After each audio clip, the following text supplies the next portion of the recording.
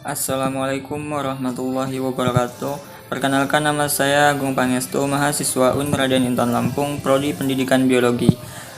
Pada video ini saya akan menjelaskan materi tentang penyimpangan genetik, materi dari mata kuliah evolusi yang diampu oleh Ibu Aryani Dwi Kesumawardani MPD.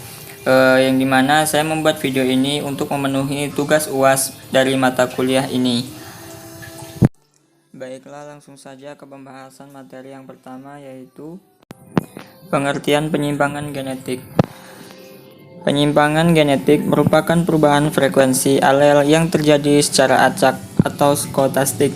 Biasanya penyimpangan gen lebih berpengaruh dan lebih sering terjadi pada populasi kecil dibanding dengan populasi yang besar. Yang kedua, penyimpangan genetik menjadi salah satu sebab hilangnya suatu alel, sehingga dapat dikatakan alel akan menjadi homogen dan tidak adanya variasi satu.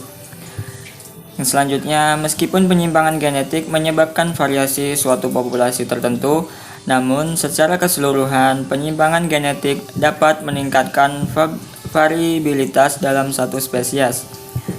Selanjutnya, pergeseran genetik atau penyimpangan genetik adalah perubahan frekuensi varian gen atau alel dalam suatu populasi karena random sampling atau sampling acak.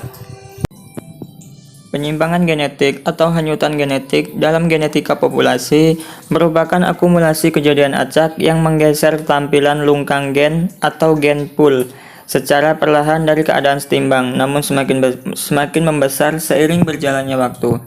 Selanjutnya, pada populasi kecil, efek gala contoh sampling error pada alel tertentu dalam keseluruhan populasi dapat menyebabkan frekuensinya meningkat atau menurun pada generasi selanjutnya.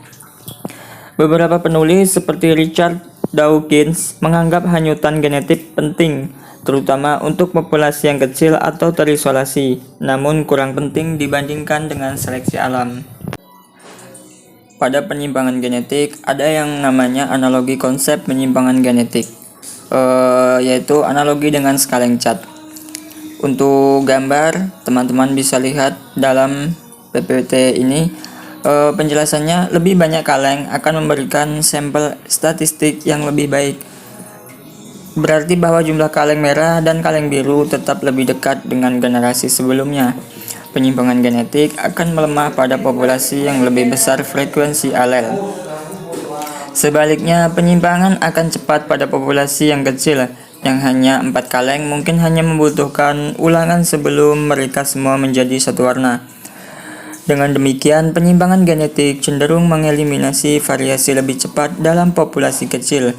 Populasi besar cenderung memiliki keanekaragaman yang lebih tinggi. Yang selanjutnya ada probabilitas dan frekuensi alel.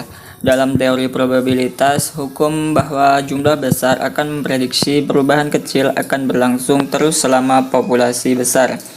Namun, bila populasi reproduktifnya kecil, maka efek sampling error dapat mengubah frekuensi alel secara signifikan. Oleh karena itu, penyimpangan genetik dianggap sebagai mekanisme akibat dari perubahan evolusi dalam skala kecil.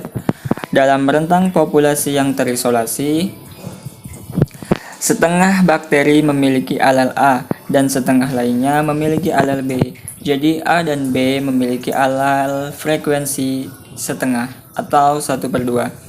Yang selanjutnya, A dan B adalah alel yang berarti netral. Mereka tidak memengaruhi kemampuan bakteri untuk bertahan hidup dan bereproduksi. Kemudian penyimpangan genetik versus seleksi alam. Penyimpangan genetik bekerja secara acak, sedangkan seleksi berfungsi tak acak. Secara seleksi alam sifatnya terarah, menuntun evolusi menuju adaptasi terwariskan terhadap lingkungan saat ini. Penyimpangan genetik tidak memiliki arah dan hanya dituntun oleh peluang secara otomatis.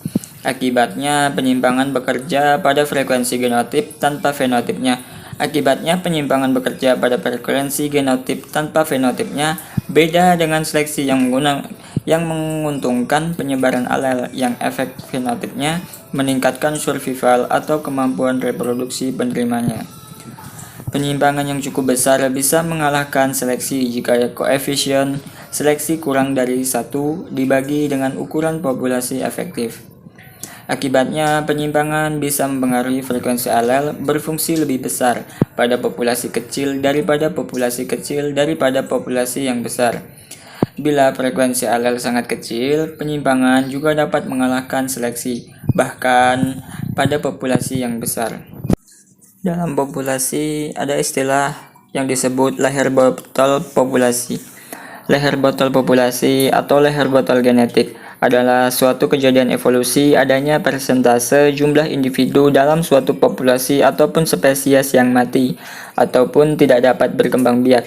Leher botol populasi meningkatkan hanyutan genetik karena laju hanyutan berbanding terbalik dengan ukuran populasi. Efek leher botol atau bottleneck effect yakni faktor non-seleksi alam, misalnya bencana alam yang memilih korban benar-benar secara acak. Contoh klasik dari efek leher botol adalah habisnya variasi genetik anjing laut gajah utara yang nyaris punah pada tahun 1890 ketika jumlahnya hanya 20 ekor. Dan kemudian yang terakhir ada founder effect.